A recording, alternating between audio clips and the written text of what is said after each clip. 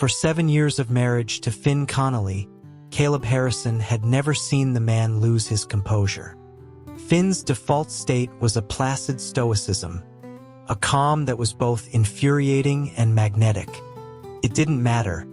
The man's face was a work of art, a chiseled masterpiece that had ensnared Caleb from their first meeting. To get a reaction, any reaction, Caleb had played the fool, the jester, the supplicant. It was only when he died that he finally succeeded. His spirit, untethered and weightless, watched Finn's fortress of calm crumble.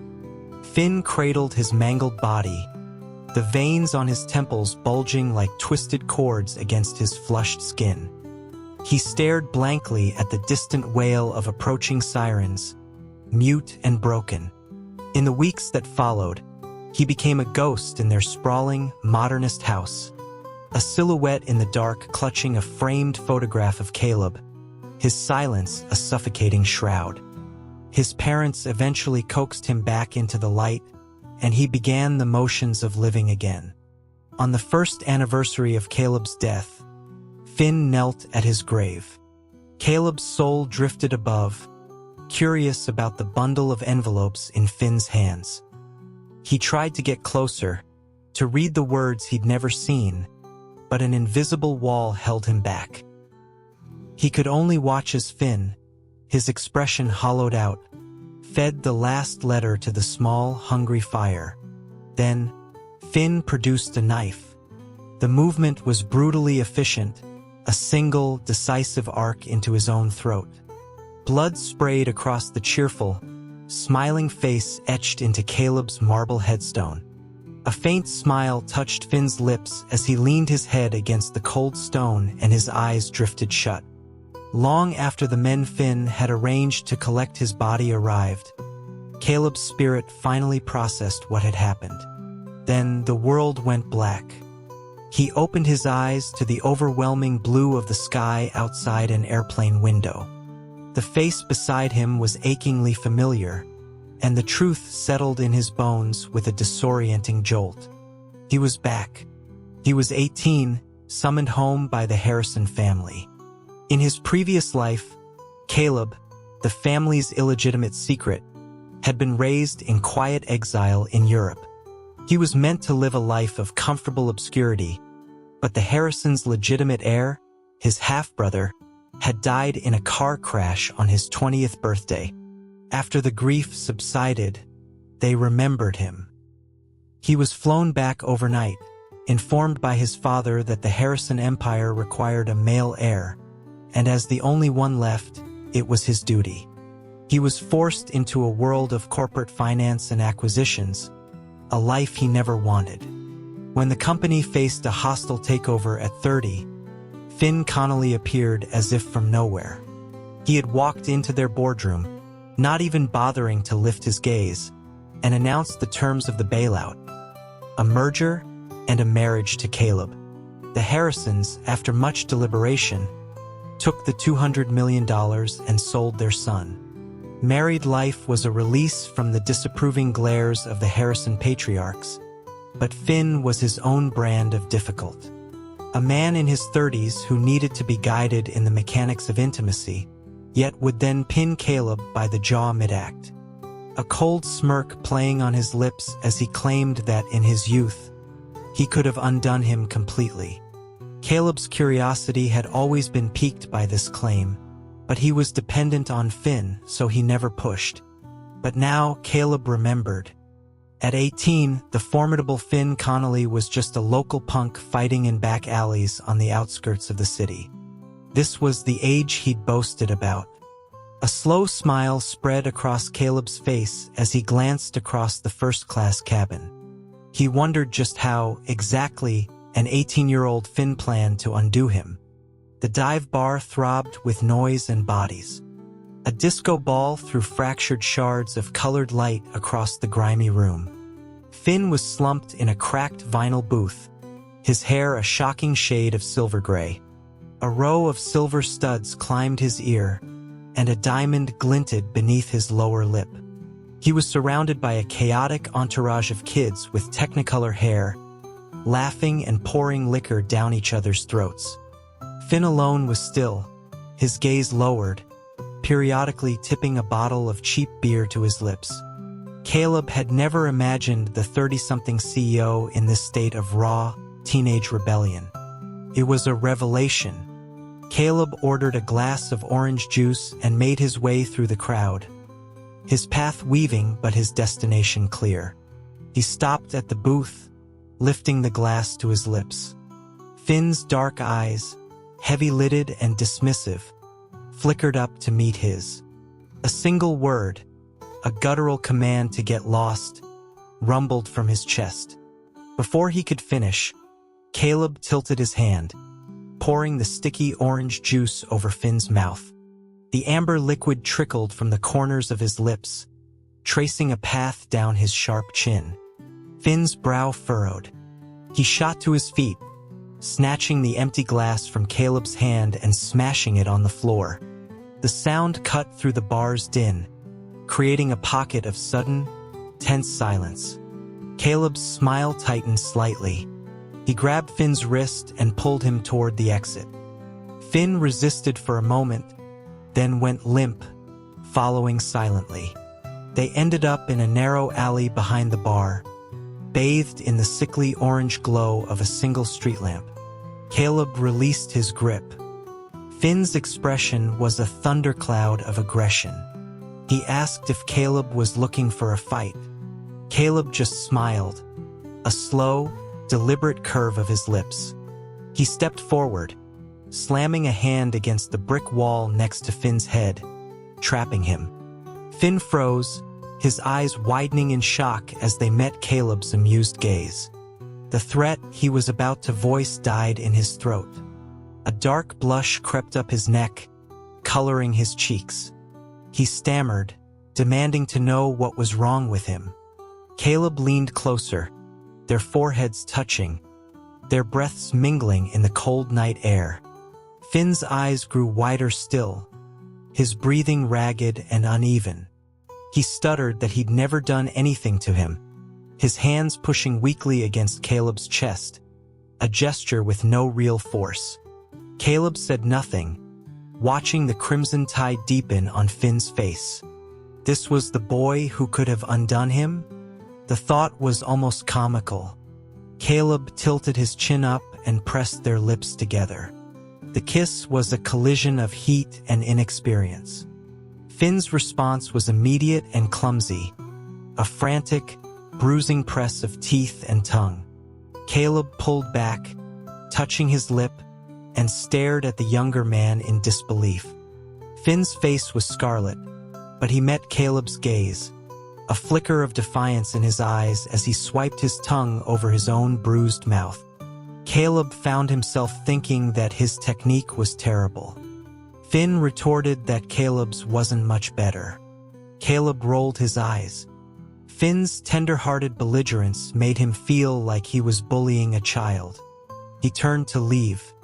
A hand shot out, grabbing his arm. Finn's voice was urgent, asking if that was it, if he was just leaving. Caleb shook him off, asking what else there was supposed to be. He called him kid, the word meant to sting. He didn't expect Finn's face to flush even deeper, a mixture of embarrassment and resolve. Finn averted his gaze and mumbled that he wasn't the kind of person to leave things unfinished. Caleb stopped, turning back with an exasperated sigh, spreading his hands. What then did he want? Finn fidgeted, his voice shy when he explained that it was his first kiss and that Caleb had to take responsibility for it. Caleb stared, speechless. This bashful boy, demanding accountability like a maiden in a historical romance, was the same man who would one day tell him, with a deadpan expression, that his 18-year-old self would have wrecked him. He'd actually believed him. A surge of irritation mixed with amusement washed over him. He sarcastically suggested Finn make the juice glass take responsibility. He turned and walked away. Finn scrambled to follow, his voice a persistent murmur behind him. Caleb ignored him, flagging down a cab and sliding inside. Finn clutched the open door, his expression pleading. He said that if Caleb wouldn't be responsible, he could at least give him his number. Seeing the reluctance on Caleb's face, he added hastily that Caleb looked just like someone he used to know. Caleb slammed the door without a word.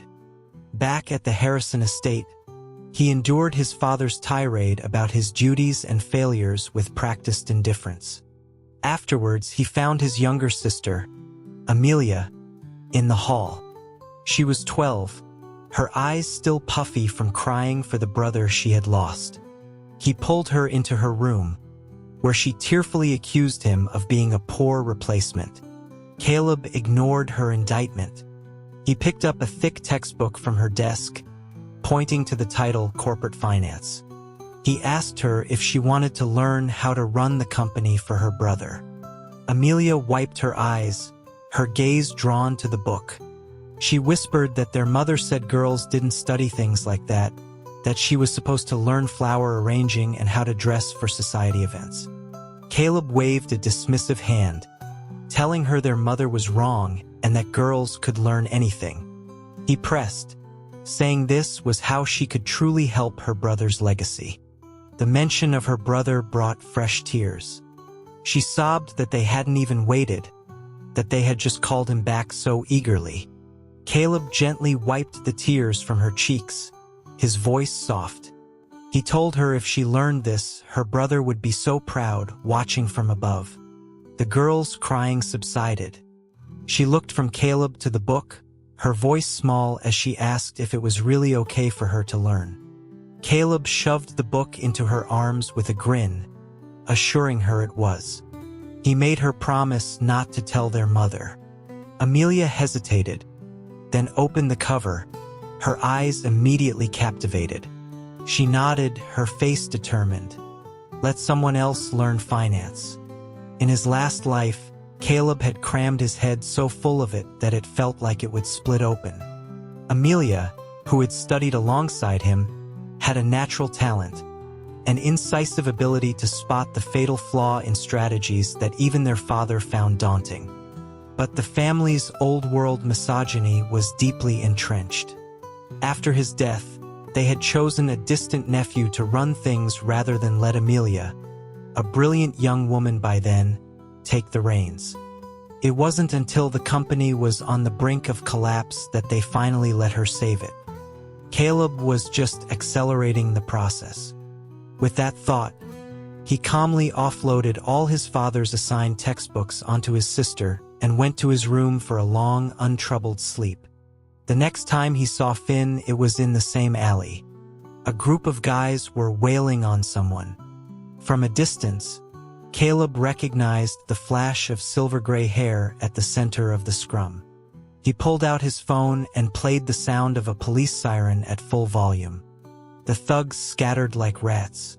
Finn tried to run, too, but staggered, clutching his head. He didn't see Caleb until he was standing right in front of him. He looked up, a bloody, defiant smirk twisting his lips, and asked if Caleb had come to laugh at him. Caleb ignored the bravado and hauled him to the emergency room. The diagnosis was a mild concussion and a fractured right wrist. Finn, with a fresh bandage wrapped around his head, tried to leave, but a nurse barked him back into bed. He lay there, sullen and silent. Caleb sat beside him, methodically peeling an apple with a small knife. The soft scraping sound finally drew Finn from his stupor. He looked over, his voice raspy with shame. He apologized, promising to pay Caleb back double for the medical bills as soon as he was out. Caleb's hand stilled. The continuous ribbon of apple peel snapped and fell into the trash bin. He slowly lifted his head, a cruel smile playing on his lips. He asked how exactly Finn planned to pay him back. Where was the money going to come from? Each question landed like a blow. Finn's head drooped, a tear splashing onto the white plaster of his cast. He choked out another apology. Caleb's tone shifted. He said there was another way to repay the debt, but he didn't want cash. Finn's head shot up, a flicker of hope in his eyes. Caleb smiled, placing a hand on Finn's chest, his fingers slowly tracing a path downwards. Finn's eyes widened, his breathing hitched, his gaze locked on Caleb's hand. When Caleb's fingers found the firm plane of his abdomen, he paused, licking his lower lip. He hoped Finn understood. Finn's throat worked, but no words came out. His lips trembled, his expression a mixture of panic and a strange, hidden anticipation. Caleb clapped his hands together suddenly, his voice cheerful. He told Finn to study hard, make a fortune, and pay him back that way. He feigned a frown, asking what Finn had been thinking. Finn deflated, the unspoken words dying in his throat. He shot Caleb a resentful glare and turned his face away. Caleb laughed, clapping him on the shoulder like an old friend, telling him to hit the books. Finn stubbornly refused to look at him. Thankfully, the Harrisons had arranged for private tutors to help Caleb catch up. After some masterful persuasion from Caleb and a few well-placed promises from Amelia, the tutors began conducting sessions where Amelia was the primary student and Caleb was merely a decorative presence. Their father, consumed by business, was rarely home, and their mother was perpetually occupied with charity galas. Within days, Caleb and Amelia were firm allies. Whenever he could, Caleb would slip out and head to the public high school across town to check on Finn's progress. Being 18, it was easy enough to buy a school sweatshirt and blend in. He found Finn standing outside his classroom, serving a punishment. The usual defiant slouch was gone. When he saw Caleb, his eyes lit up and he straightened his spine, lifting his chin in a gesture of proud nonchalance. The studs in his ear and lip had been replaced with clear plastic retainers, and his dyed hair, now mostly grown out to a dark brown, fell boyishly over his forehead. He looked harmless, almost sweet. Caleb had to suppress the urge to mess with him. He sauntered over and asked what he was in for. Finn looked away, mumbling that he'd been too tired and fallen asleep in class. The teacher had sent him out to wake up. Caleb stifled a laugh. Finn shot him a glare and turned his back completely, accusing him of coming just to mock him. Caleb patted his shoulder, shaking his head.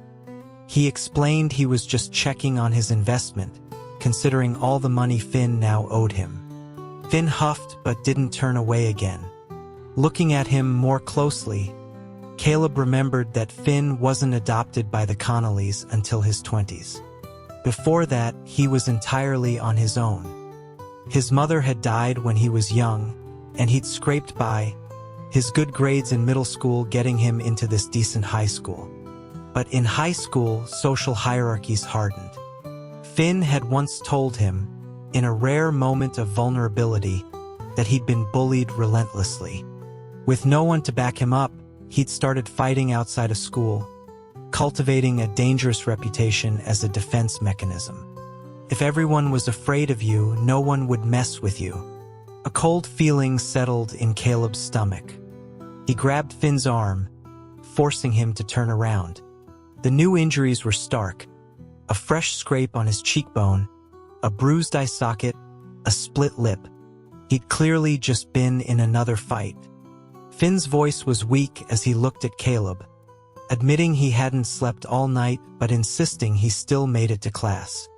He rambled on, a string of justifications. Caleb's heart ached with a sudden, fierce protectiveness. He slapped his palm flat against Finn's chest. He didn't want to hear about his excuses, he just wanted to know why he was still fighting. Finn cried out in pain, tears springing to his eyes. Caleb, his face set like stone, dragged him off campus and to a cheap motel nearby. He sent a runner for medical supplies and then pushed a stunned Finn onto the edge of the bed. He grumbled about Finn not even knowing how to clean his own wounds as he rummaged through the bag. Finn flopped back on the bed, his cheeks flushed, muttering that it didn't even hurt anymore. Caleb rolled his eyes and pressed an alcohol wipe to the cut on his face. Finn winced, his face paling as he stared up at the ceiling, looking like he'd lost all will to live. As Caleb worked, he discovered the full extent of the damage. Bruises mottled Finn's torso, and several long, thin cuts, clearly from a knife, were poorly covered with cheap bandages. Hissing through his teeth, Finn pulled off his shirt, revealing a lean, muscled torso. His chest rose and fell with each breath, the warm skin hot against Caleb's palm as he worked. Caleb paused for a fraction of a second, then continued cleaning and bandaging the wounds with a clinical detachment. When he was finally done, he wiped the sweat from his brow and pushed himself up.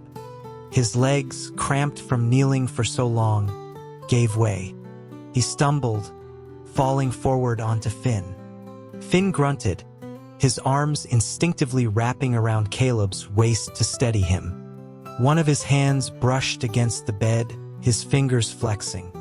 Caleb felt the subtle movement. Finn's breath was hot on his cheek.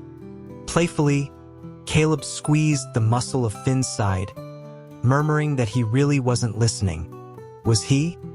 Finn's face and ears turned a deep, burning red.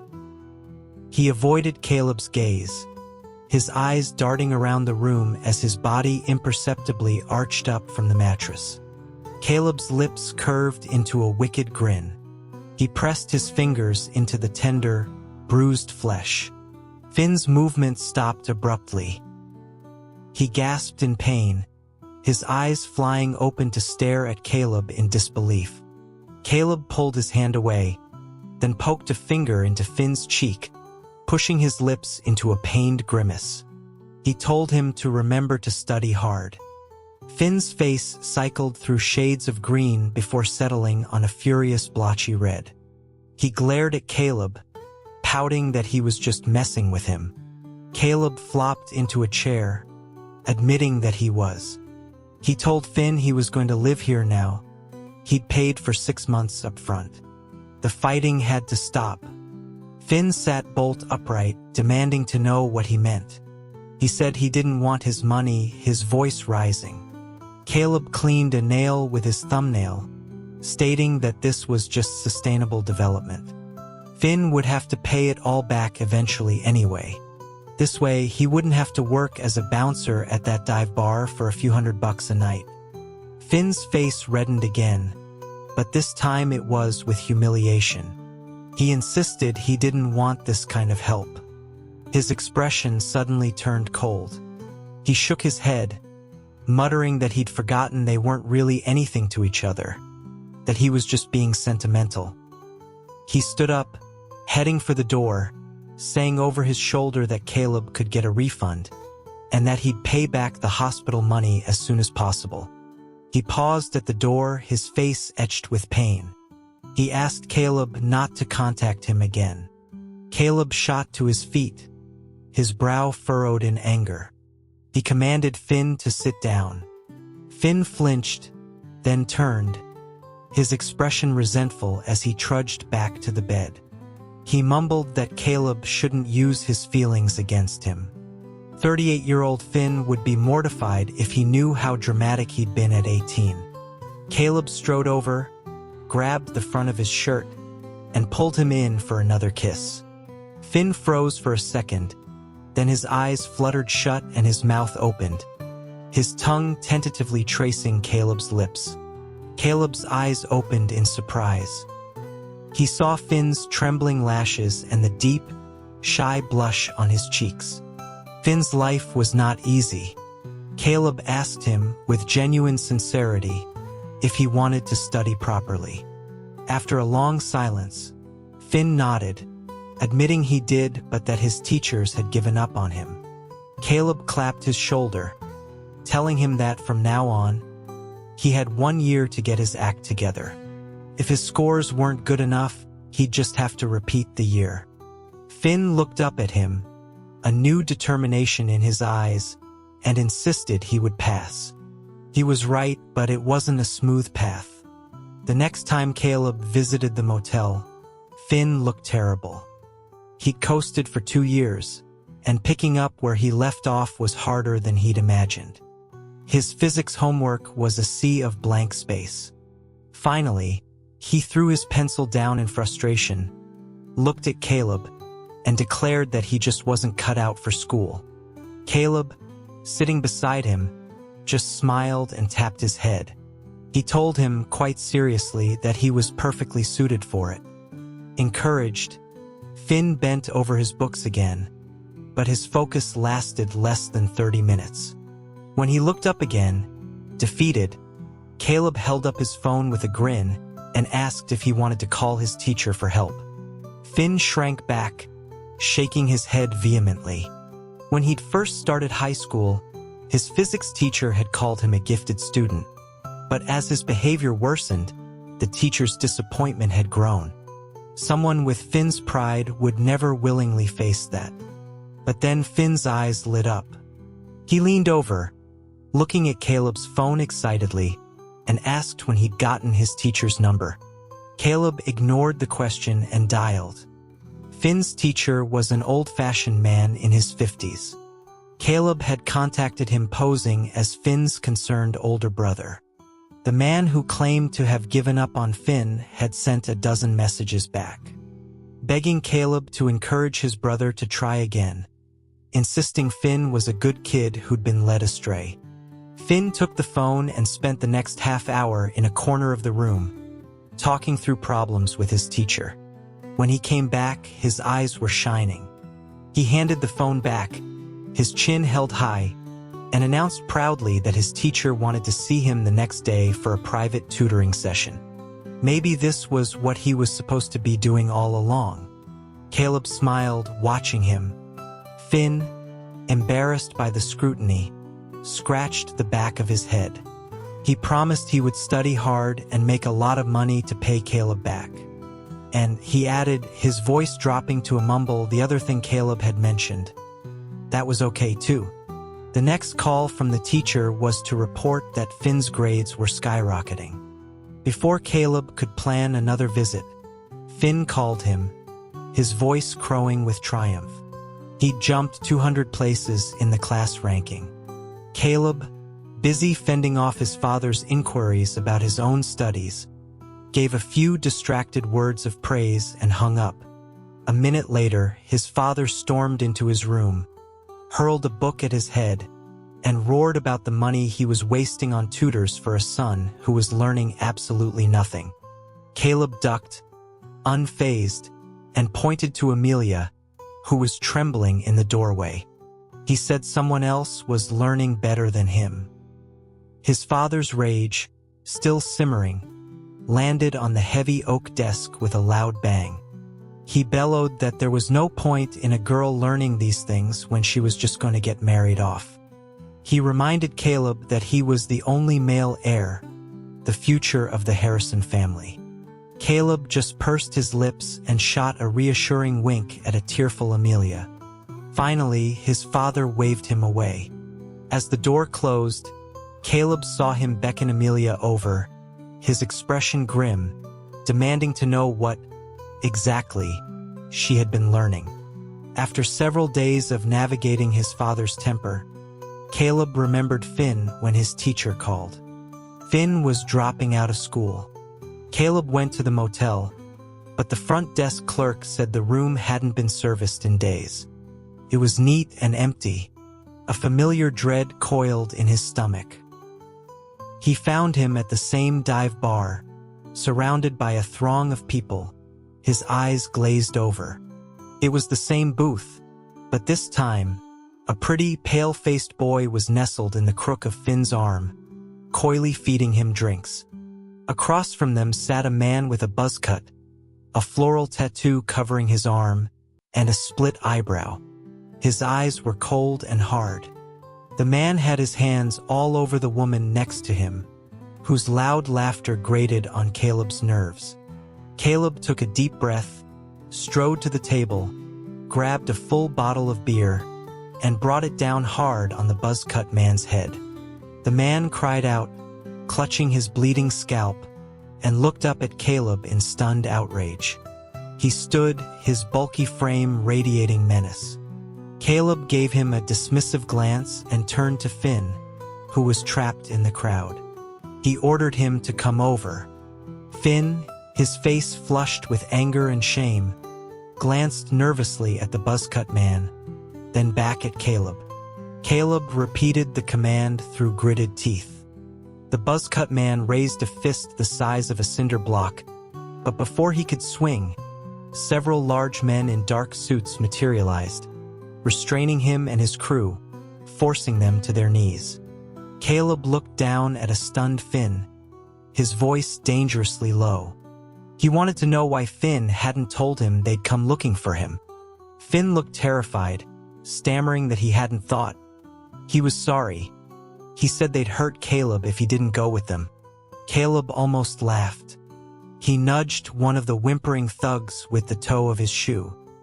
He smiled, a chillingly pleasant expression, and said that was his mistake. He looked directly at Finn. The only people who could hurt him were his parents, not these clowns. He asked if he understood. Finn stood before him, his lashes trembling as a tear fell onto his outstretched hand. He whispered that he didn't know. Seeing his pathetic state, Caleb's anger subsided. He instructed his security to take the men away, then turned to the wide-eyed patrons of the bar with a polite smile and told them to carry on. Finn followed him out like a lost puppy, his mouth opening and closing as if he wanted to speak but couldn't find the words. In their familiar alley, Caleb turned to face him. He asked what he had to say. Finn's shoulders trembled. He looked up, his eyes red-rimmed. He asked if he still had to pay Caleb back. Caleb froze. He suddenly remembered a story a drunken Finn had told him years ago about a local gangster who had forced him into underground boxing matches. Finn, at 18, was just a tough kid. He had no power to refuse a man who controlled the local crime scene. The fights were held in a dark, sunless basement filled with the suffocating roar of the crowd and the hot, metallic smell of blood. Finn had nearly died there once, spending 3 months in an ICU. He missed his SATs. All the prize money went to his medical bills. If the Connollys hadn't found him, he would have ended up back in that life, an endless cycle of violence. The thought that, had Caleb come back a day later, Finn might have repeated that past sent a jolt of fury through him. He pointed a finger at a gleaming skyscraper in the distance. He told Finn to look at it, that it was his. His voice was low and intense as he continued, telling Finn that whatever trouble he was in, whatever mess he made, Caleb could fix it. He asked again if he understood. Finn nodded, a dazed look on his face. Caleb sighed. He told him to stop overthinking and just focus on getting into college. He could catch up to him later. Of course, in the future, Finn would be far more powerful than he ever was. Finn finally went back to school. With his strong academic foundation, he quickly recovered. The calls from his teacher were all glowing reports. Reassured, Caleb focused on his own project, goading Amelia into doing his assignments from their father. She was reluctant, but all he had to do was mention their deceased brother, how proud he would be of her accomplishments, and she would cave. When she worried about their father's anger, Caleb would wave it off, telling her it wouldn't kill him. He'd already noticed a change in his father. The man's surprise at Amelia's aptitude had turned into a grudging respect. He had even started asking her about her studies with genuine interest.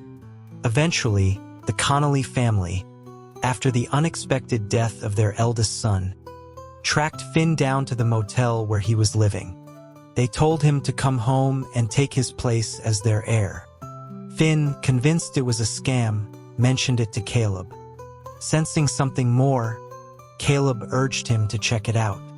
Only then did Finn discover he was the product of a brief affair, a secret son of a wealthy industrialist.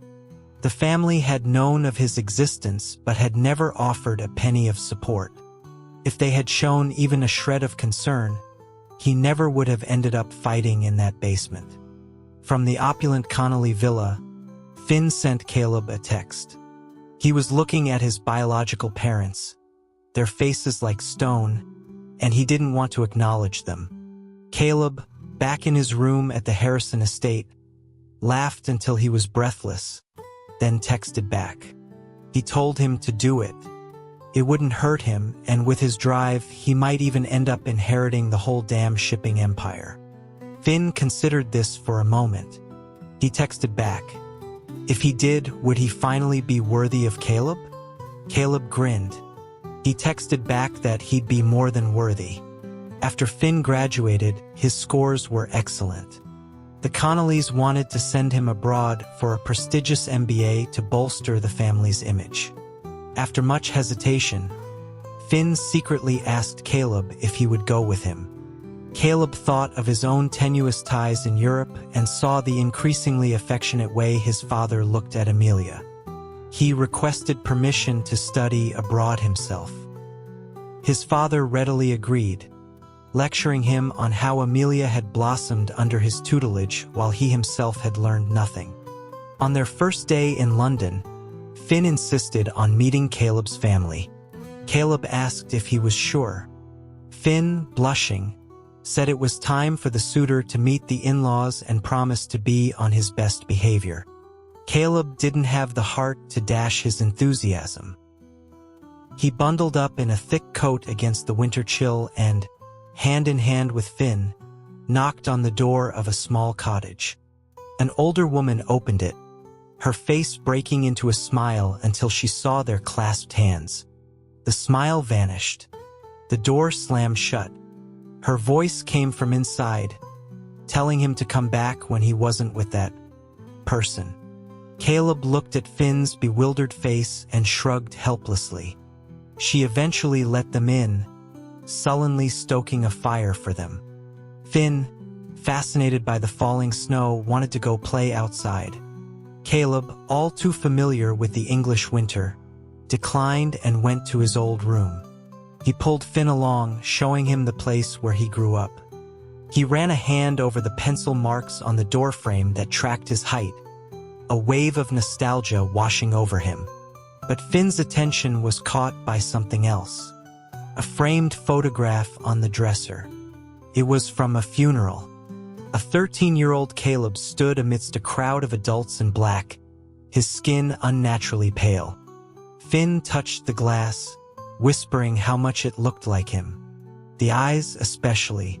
He said that when he was 13, he got into a fight over a ripped winter coat. The other kids were bigger. They beat him badly. It was freezing, and he thought he was going to die right there in the alley. But then someone like an angel had saved him. The person took him to a clinic, paid for everything, and even gave him a contact address, telling him he could write. Finn had written so many letters, but he never got a single reply. He wondered if they had ever arrived. As Finn recounted the memory, Caleb went rigid. He finally understood why the older Finn had sought him out for their marriage contract. He knew what Finn had been burning at his grave. They were the letters to him. He had returned to the States once as a teenager, for his mother's funeral. He'd grown bored of the performative grief of the hired mourners and slipped out. In a nearby alley, he'd found a boy covered in cuts and bruises, his eyes delirious. The boy had grabbed his hand and asked if he was a reaper come to take him to the underworld. Caleb had laughed, pried his hand away, and told him he was his dad. The boy's face was so swollen and caked with dried blood it was impossible to see his features. On a whim, Caleb took him to a small clinic. There was no anesthetic. As the doctor stitched a gash on his head, the boy gripped Caleb's hand and begged him not to leave until he woke up. Caleb had no intention of staying. He saw it as a good deed, an offering for his mother's soul. He left an address with the doctor and told the boy, who was nearly fainting from the pain, to write him a letter if he ever felt grateful. It was just a lie to keep him still. He left, attended the rest of the funeral, and flew back to England that night, the boy who had pleaded with him to stay completely forgotten. Looking at Finn's innocent, searching eyes, Caleb told him the truth. He expected accusations, anger, but Finn just broke into a wide grin. He confessed he'd suspected it was Caleb from the very first moment they met at the bar, but when Caleb kissed him, he thought he must be wrong. He couldn't believe it was really him. A pang of guilt hit Caleb. He patted Finn's shoulder, admitting he hadn't recognized him at all. Finn reached up and touched his face. He said he remembered his eyes. They were very beautiful. 5 years later, they returned to the States. Finn, with a ruthless efficiency that surprised everyone, had taken control of the Connolly Corporation. Caleb returned to the Harrison estate to find his father sighing over succession plans. With some not-so-subtle prompting from Amelia, their father finally handed her a senior role at the company, grooming her to take over. As for Caleb, he was given a generous block of shares and told to enjoy his life. The day he signed the papers, he patted Amelia on the shoulder, looked his father in the eye, and told him his ideas about women in business were archaic. His father just rolled his eyes and muttered something about it being a waste to have brought him back at all. At Caleb's insistence, he read all the letters Finn had written between the ages of 13 and 18. They were what you'd expect, the rambling, boastful thoughts of a lonely boy writing to his imaginary angel. Reading them, Caleb felt a strange sense of loss. If he hadn't died in that other life, would there have been more? Would they have contained the secret thoughts of the reserved, guarded man he had married? Perhaps inspired by his own teenage correspondence, Finn began a new ritual. Every day he would write Caleb a letter, several hundred words of whatever was on his mind, and insist that Caleb read it the moment it was finished. After several weeks of this, Caleb, perplexed, asked the CEO of a multi-billion-dollar corporation why he was spending his time on such trivialities. Finn just scratched his head, a little embarrassed. He explained that as soon as he finished writing, he felt an overwhelming urge for Caleb to see it immediately. It felt, he said, like if he waited, Caleb might never get to see it at all. Caleb fell silent. He reached out, his fingers tracing the line of Finn's jaw. A slow smile spread across his face. He said, for once, he had found the right words. He wasn't speaking to the boy in front of him, but to the memory of the man who had knelt by his grave.